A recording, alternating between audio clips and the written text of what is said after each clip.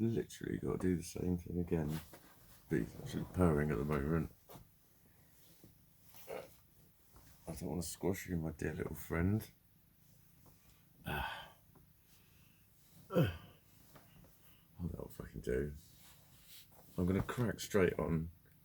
This is like, the other one hasn't uploaded yet, it's taking ages. This is like half an hour later, I think.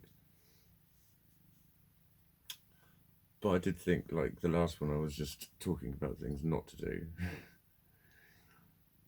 And I should maybe talk about things to do.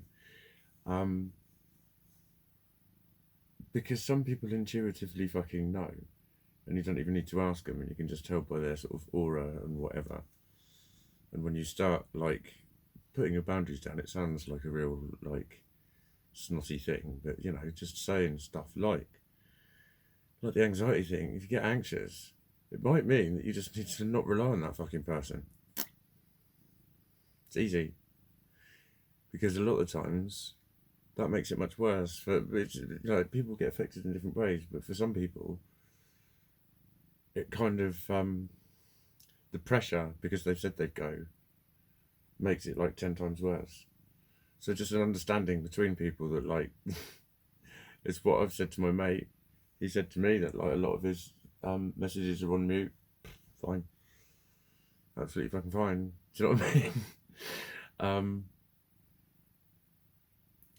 I've just remembered, it's like, I can't ring him now. My mate rang me a week or two ago, and I was around someone else's, and I was like, I'll give you a call when I get home, and I just forgot. And I never got back to it. But I'll just say that to him and he'll just laugh. Like, I know what it's like. I know what it's like. I do the same. I do the fucking same. That's how people need to be with each other. That's letting someone be. That's letting someone be.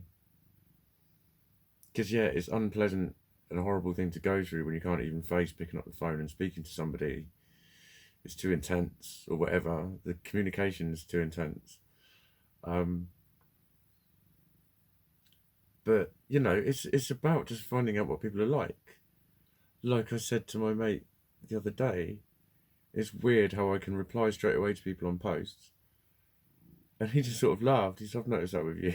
I send you a message and you reply to me on a post and I've messaged you. And sometimes it is the groups that I'm in. Like, if I've had a few messages from people and then I get a load of the groups start off again, it pushes messages down and then I don't realise that they've been shoved down and I don't see the message. Because I don't open a lot. But then that's another one of the things that's about letting me be. I did look at my communication around that, and I'm really certain I know what it is. I find messenger chatting easier, right? But when I'm on the phone, I think it's a pure ADHD thing, because when I'm on a phone, I have to fucking pace. I have to, like, find a little route in and out. And I walk round squares and stuff, or I walk in and out of cracks on paving slabs and shit like that. I draw a little doodle with my route that I walk round.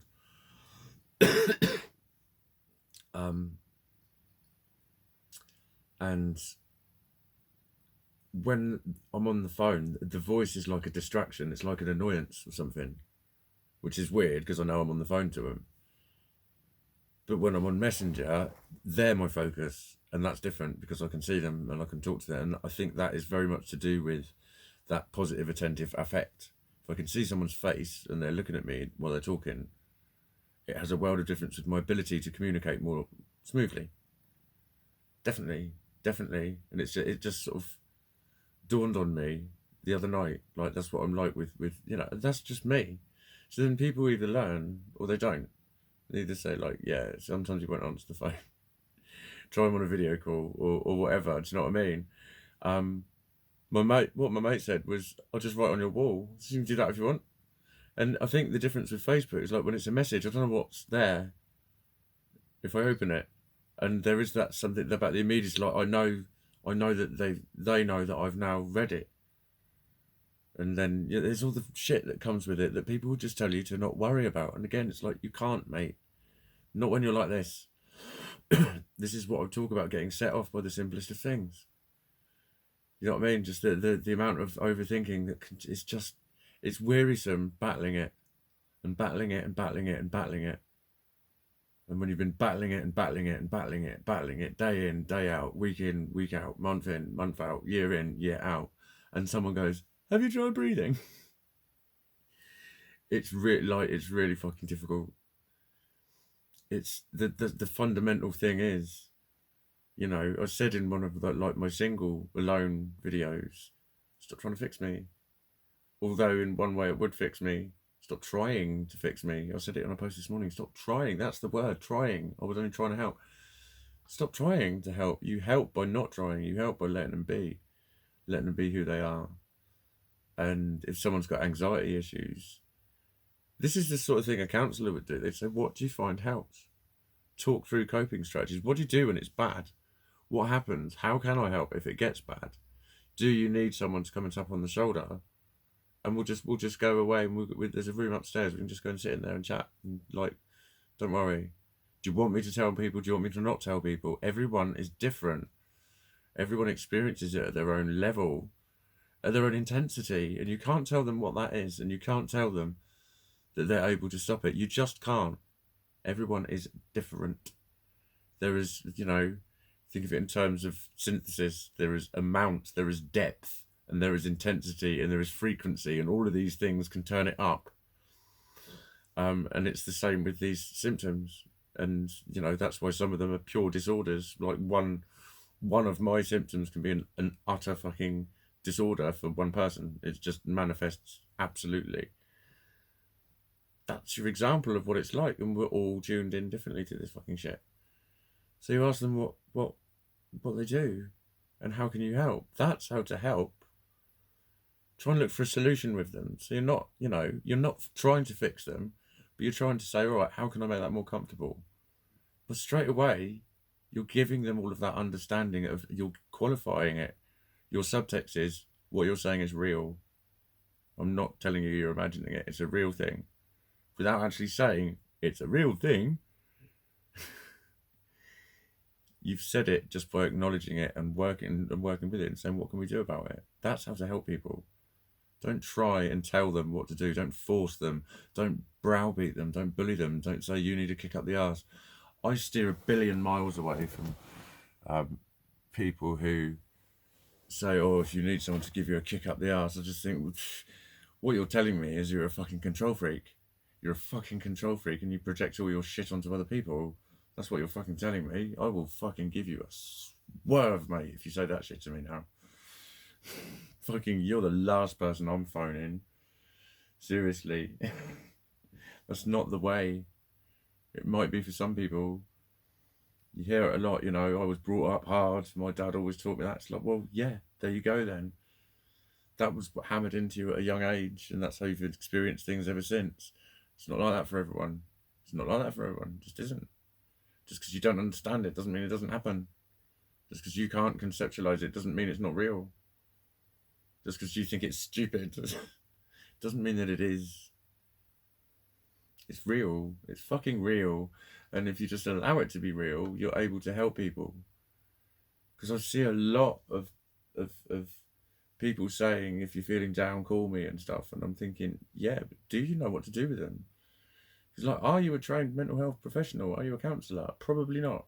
And if you are, and you're a good one, you would realise that you would be an inappropriate therapist for one of your friends. You would know that, and you wouldn't intervene to that level.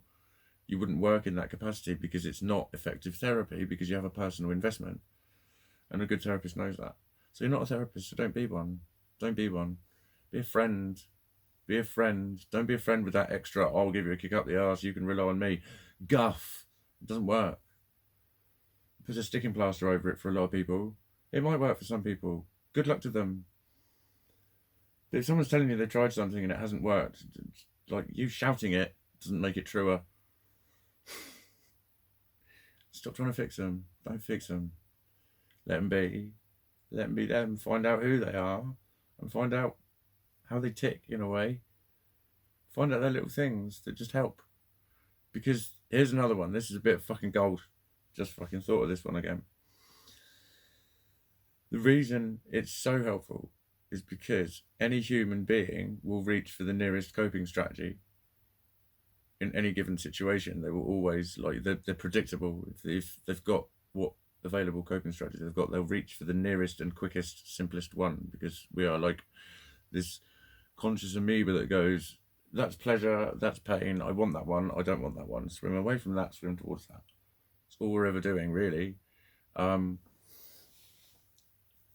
So when you know you've got a coping strategy, you know you've got someone you can tap on the shoulder and say, dude, I'm freaking out. Can we go and sit in the room? Can we go and sit in the cupboard? Can we go and play dominoes? Can we get in the fucking car? Can I go for a drive? Can I do something? Can I go home and just walk your dog? Whatever. You're very less like that. You're a lot less likely to use it because you know it's there. You know it's there. You know you've got something. You know you've got a backup plan, or you've got an out. You've got something there. 9 times out of 10, you don't need it. That's why it's so fucking important. And that's helpful to people because that's helping them. So many people bully them, instruct them, command them, insist upon themselves, and call it help and get hurt and offended that they're not helping when they weren't helping. That's how to help. Is that nearly time? It's 11:20. That's how to fucking help them. Just be gentle with them. Be gentle with them. And, you know, what do you do if they kick off? What do you do if they kick off? Have you ever seen someone really kick off when they're not drunk and they're just really emotional and they're screaming fucking blood-curdling shit? That can happen with some people. Do you know what to do? You'd find out, wouldn't you? What happens when you kick off? What happens when you get anxious? Explore the subject with them, their own experience of it. Never, ever, ever compare them to somebody else. Sometimes you can say, sometimes you've got experience, but actually your experience might limit you because now you're governed into a certain way of thinking. Sometimes, you know, you can use other people's coping strategies, but here's how a counsellor would say it. They would say something like, sometimes people find that doing this or thinking this is helpful. I wonder if you've ever tried that. They would ask you about it. Would you like to tell me about it? That sort of shit. Does that work for you? That's what you fucking do. If you're involving other people, never say my mate did it and, because it's not relevant. Not relevant. If it was that simple, if it was a simple thing like that, you could just say a sentence. They'd have done that years ago. Don't compare them to other people. Let them be. So don't just let them be, but let them be. Oh, aren't I fucking sanctimonious? Yeah, that's the one. Find out about them. Go gently with them. Let them be, and see if you can help them. Stop telling them off. Stop putting them down. Stop getting impatient and irritated with them. Stop telling them to go, you're all right. Don't work for everyone, mate. Ow. That last you're all right has made me aspirate something, I think. So it's probably time to end. Thank you for watching, and I will see you again.